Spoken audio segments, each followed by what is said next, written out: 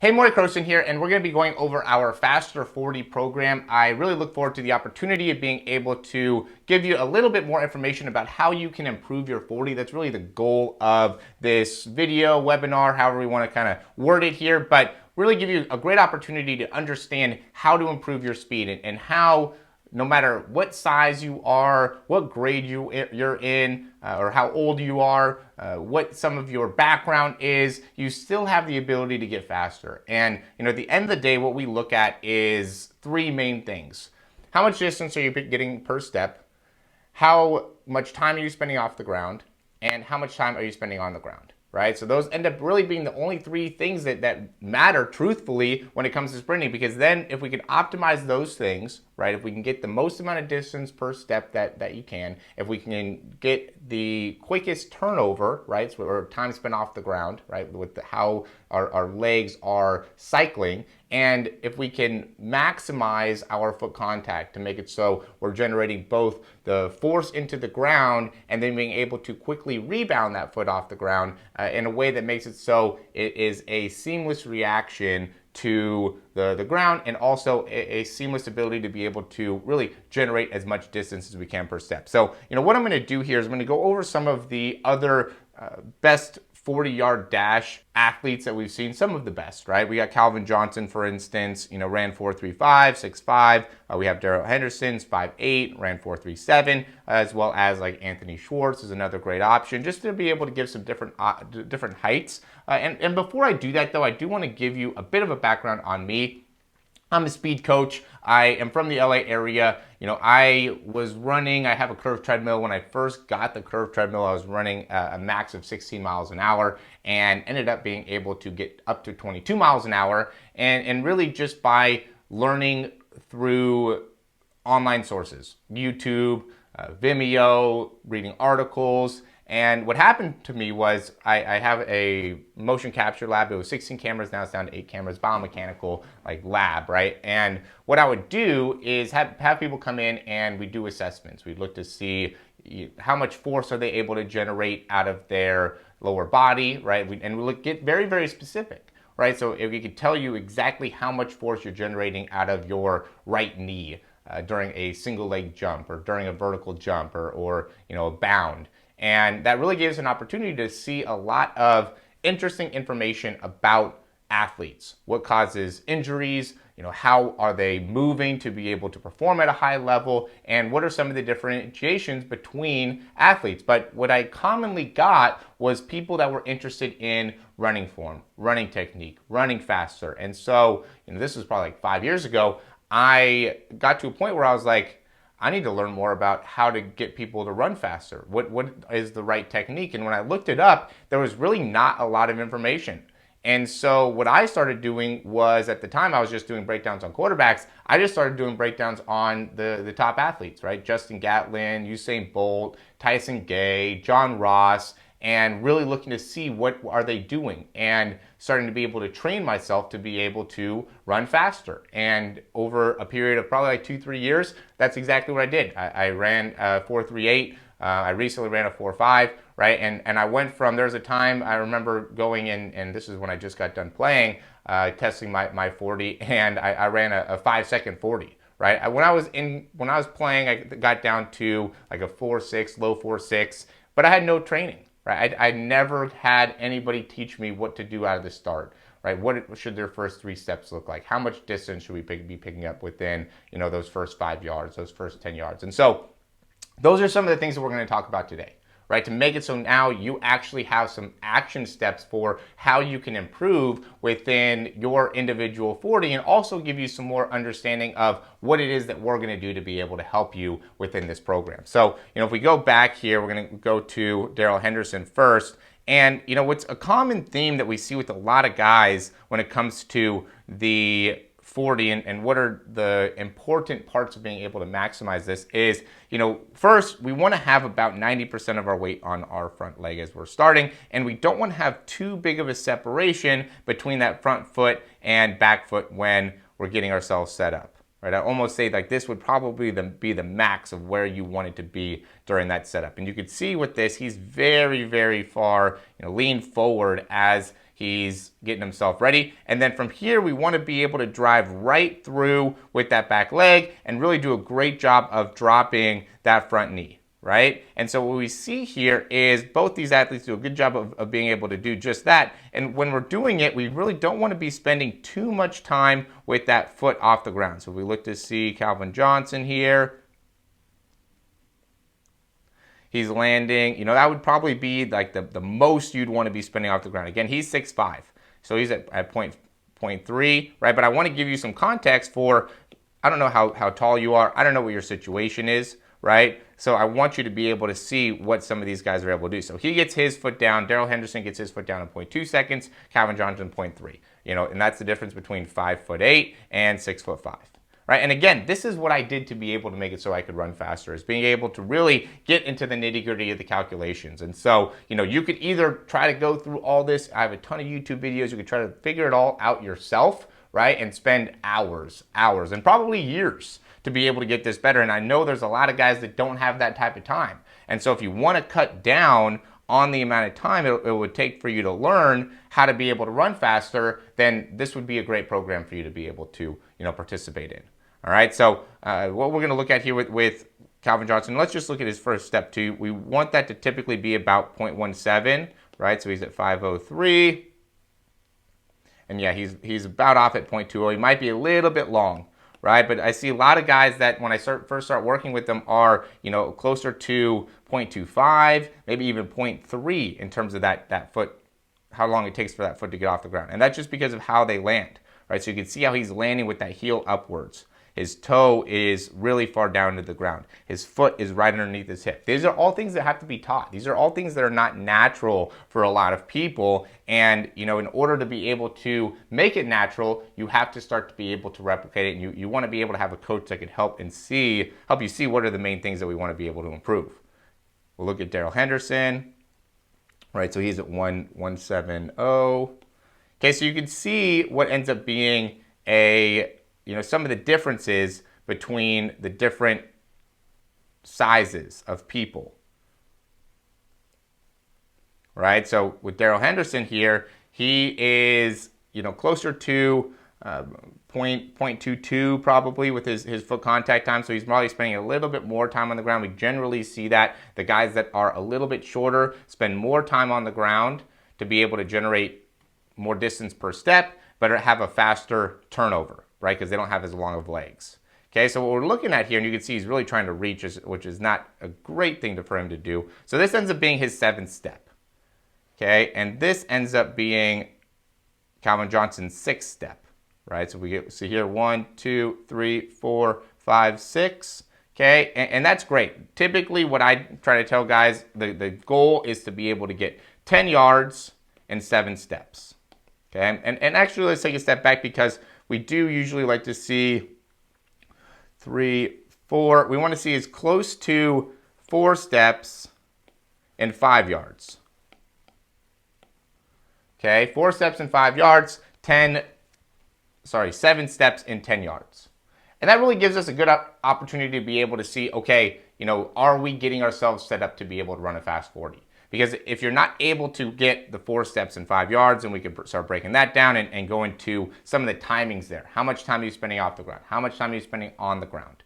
Okay, or if you're spending too much time and you're able to get the 4 yards in 7 steps, 5 yards in 4 steps, okay, we can get into the nitty gritty of that. Or maybe you're not able to get to the 7 steps in 10 yards.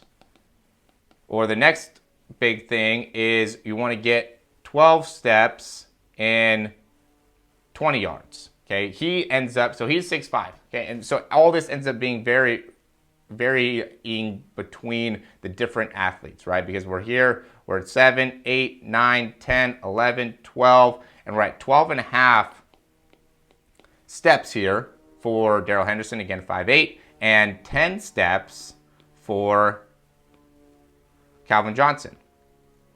Okay, but we can see on the clock here, they're both at very similar times.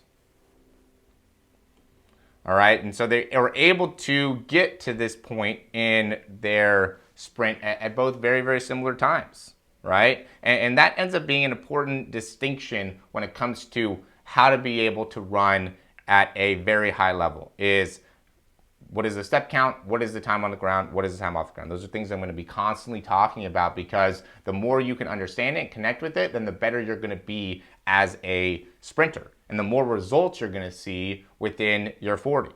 Okay, and then the last part, and this is where there ends up being a big degree of difference, right? 13, 14, 15, 16, 17, 18, oh, sorry, hold on. I thought it was 17 and a half. So we're at 10, 11, 12, 13, 14, 15, 16, 17 and a half. Okay, so you got 17 and a half steps. Okay, and we have Daryl Henderson, who he ended up getting 21 and a half steps. Okay, and so what we do here is we look to see, right, so there's 4 steps difference. So between 5'8" and 6'5", we could see some of the differences. And this is what makes everybody unique, right? And I don't try to overcomplicate this. This doesn't end up being something that is subjective. This isn't something that is my opinion, right? This is something that we could see from the athletes, right? You can't debate that Calvin Johnson took 17 and a half steps here. I mean, I guess you could debate that that was a half step, right? You could maybe say 17.8 steps, but he took under 18 steps, right? And Daryl Henderson took under 22 steps. Okay, so that was his 21st step. That would be his 22nd step, right? And the same type of thing with the first, 5 yards and being able to get that in 4 steps, right? So some of these things end up being what we see for everybody. Okay, and so what we want to be able to do, because if we look at the average time turnover, and this is what I think it ends up being really important for you to be able to understand. So let's look at this right leg here. Okay, so we're going to look to see actually when the foot hits the ground. Okay, so the foot hits the ground at 5:16.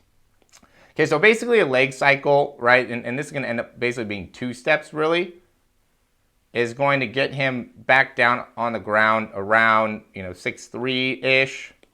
Okay, so he is spending about 0.47 seconds to be able to create an entire cycle. Okay, so when one foot hits the ground to when that same foot hits the ground, which ends up being close to about 2 steps. Okay, so if we're able to get this time back, okay, if we're able to go from maybe you're taller, maybe you're 6 feet, right? The average person about 6 feet. And maybe you're taking 22 steps. Okay, so if we can get you and what you should be doing if you're 6 foot is probably closer to 20 steps, maybe 20 and a half. I know I'm at 20 and a half. So if we can get you closer to 20 and a half and you're taking 22 steps right now, theoretically, we're going to be able to shed about 0.4 seconds off of your 40. Just by being able to make the change in how much distance you're covering, right? So if we can maintain a lot of the things with the foot contact, a lot of times those types of numbers go up a little bit, right? But if we can maintain the turnover time, the foot contact, right, and just be able to increase the distance per step, which is possible when you increase your strength, when you increase your power, when you start to make some of these adjustments that we're going to be making within the program, and really when you start to understand how to be able to hit the ground correctly, how to be able to use your ankles, what are some of the key parts of hip extension, and how to be able to time your arm swing to be able to really maximize your foot contact. All those things are things that we go into within the technique, and like I said before, everybody's different here. So everybody has different things they need to be able to work on. But what I want to be able to show you with this video is that these things are accomplishable, right? It's not like you can't shed a step off of your 40, right? All you have to do though is be able to break it all down and be able to see, where am I spending too much time, right? Am I spending too much time or taking too many steps in the first 10, the first 20, the 20 to 30, 30 to 40, right? So as we can go in and compartmentalize it, now we can really see what are the main things we need to be able to improve on. Then we can work on different types of flies, right? Different types of plyometrics, different type of ankle exercises. And so, what I do within my program is not a super complex thing. And we'll go over some of it now just so you can get an example or get an understanding of what are the things that we're going to be expecting of you in order to improve your 40. And really a lot of it, so here you could see is an example of working max effort broad jump. And we see a big correlation between the ability to broad jump very well and your ability to reach a very high top speed. Right? You have power step ups, you have depth jumps, tuck jumps, 90-degree jumps, speed drills, right? And there's a lot of different speed drills that we'll be able to go through. And then working your start, working your 10-yard dash, doing Nordic hamstring curls. So, there's not a lot, and you'll see the difference here is that there's not a ton of variability, right? What we're trying to do is we're trying to make it so you're more explosive overall. You're able to utilize more of your lower body, right? And working your foot, working your ankle, making it so you're able to get more strength, get more control, and understand what are some of the differences. So what ends up being, I think, the main separator is not the programming, right? It's not the exercises that you're doing when it comes to how to be able to maximize your strength or your power, but that you're consistently working on your strength and power, right? And you're doing the right things for it. Okay, so you don't want to be doing the wrong exercises, obviously, but again, the bigger separator, I think, ends up going into the technique and how it is achieved. And that's where we go into the breakdowns and being able to really slow it all down and really be able to see what it is that you need to do from a technical perspective in order to run a faster 40. And that's how we get the best results, right? We've seen a lot of huge improvements in 10s, huge improvements in 20s, and even huge improvements in 40s, just by being able to really understand what are the numbers and how we can change the numbers to make it so you can run faster. And that's what we're trying to do within this Faster 40 program. And so, if you're interested in being able to run a Faster 40 and do that in a very short period of time, right? This is a 4-week program. We can continue to add on to it if you want to, but really at the end of the day, it's made to be a 4-week high intensity program. And what I mean high intensity is that you are going to need to put time into it. You have to be able to film yourself, right? Understand what is it that we're talking about in our descriptions of the mechanical improvements of your 40. So then you can be able to actually make a change. You can actually make an adjustment. Okay, because if you're not willing to commit to it, then you're not going to be able to see the results. Right? So the intensity is the commitment level, is your willingness to be able to listen and understand and take the video that you need so then we could actually see what needs to improve. So if you're not willing to take video of yourself working out, if you're not willing, or sprinting, right, or running 40s, and if you're not willing to, get a little bit of a, disappointment, right, because there ends up being that feeling, right, of not always being able to get immediate gratification, make immediate change. But if you're looking to be able to make a consistent change, okay, and if you're willing to commit, even 2 weeks, 2-3 weeks, you're going to see improvement. I guarantee it because of how we work at it. I see it time and time again. So again, if you're interested in doing that, it's a money back guarantee, 100% money back guarantee. If it doesn't work for you, then I will give you your money back. I'm not here trying to make a bunch of money off of a snake oil product or a snake oil service. I'm here to be able to help people run faster. And I'm committed to helping you run faster. And so if you're committed to running faster and improving your 40, this is the program for you to be able to make that happen. Check the link down below in order to get started, and I'll talk to you soon.